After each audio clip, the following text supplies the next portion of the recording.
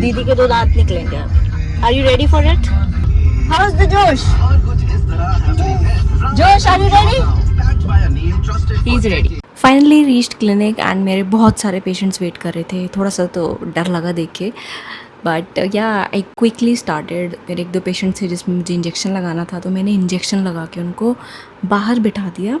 And now I am starting with my extraction case and just checking कि जो effective हुआ कि नहीं हुआ। पता चल रहा है? यहाँ पे, यहाँ पे, यहाँ पे। हाँ। थोड़ा सा बैक साइड लगा रही हूँ मैं, इसमें आई नो दर्द होता है बस।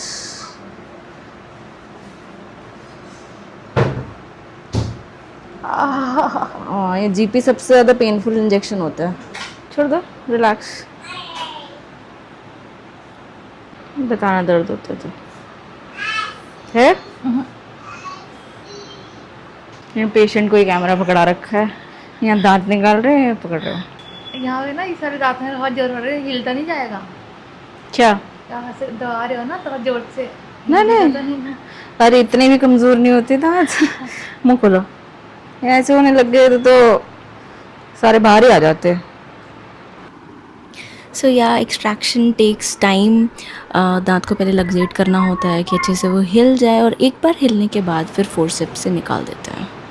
So here you can see कि पेशेंट इज़ रिलैक्स्ड, मतलब अगर जो दर्द हो रहा होता तो वो भाग चुकी होती है अभी तक, तो इसलिए दर्द नहीं होता है एक्सट्रैक्शन के टाइम। बट बाद में जो होता है ना, तो उसके लिए आपको पेन किलर्स लिखी जाती हैं।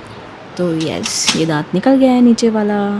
मैं अच्छे से गॉज पीस लगा रही हूँ जिससे कि ब्लीडिंग सारी रुक जाए, क्योंकि मुझे वायर भी डालना है, क्योंकि पेशेंट बहुत दूर से आते हैं।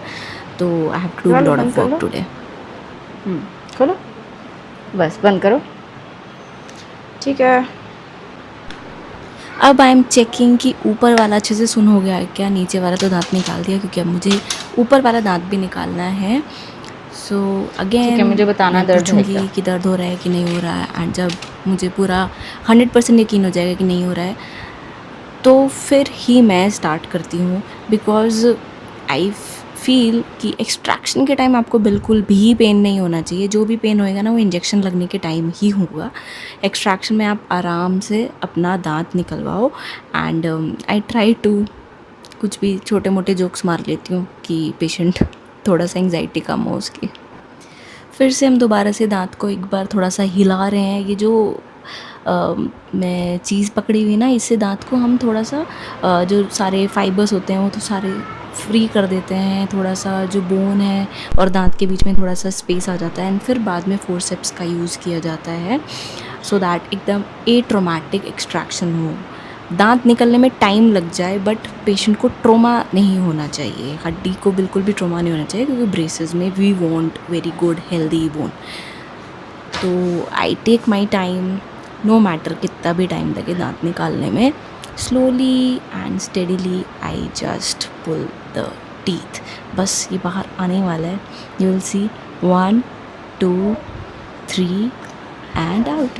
आ गया। क्या है भाई, ये इतनी मुश्किल से निकलते हैं ना, कितनी लंबी जड़ें हैं, देखो जरा जान लग गई पूरी। एकदम टेढ़ी भी है ये, इसमें दिख नहीं रहा। मैंने ओह शिट, मैंने फ़ोटो नहीं लिया, तो मैं अच्छे से आपको दिखा देती। उस दिन बहुत हेक्टिक था, पता नहीं मैंने वीडियो भी कैसे बना दी। So now it's done and I just place the wires ऊपर और नीचे जब ब्लीडिंग रुक जाएगी। And now she is ready to go. तो पेशेंट खुद ही आए थे अकेले, एंड वो खुद ही चल जाएंगे, तो आपको डरने की बात नहीं है। एक्सट्रैक्शन कुछ इतना हुआ नहीं है कि बहुत आपको कमज़ोरी आ जाएगी, ऐसा नहीं। खाना पीना खा के आओ। हम एकदम एट्रोमैटिक एक्सट्रैक्शन करना चाहते हैं, ये नहीं चाहते कि पेशेंट को सबसे पहले तो दर्द नहीं होना चाहिए। तो कई बार एलए का इफेक्टिव होने में कई पेशेंट्स को टाइम लगता है, तो she is one of those patients जिसको थोड़ा सा एलए इफेक्टिव होने में टाइम लगता है। देन सेकेंडली जो रूट्स है बहुत ही डायलेसरेटेड में, टेढ़ी मेढ़ी जड़ें थी और काफ़ी लंबी जड़ें थी, तो उसको निकालने में थोड़ा सा टाइम लग गया। सो आई एम टायर्ड। एक पेशेंट में मैंने टैड्स लगाए, मैं डाल दूँगी वीडियो में, आप देख लेना।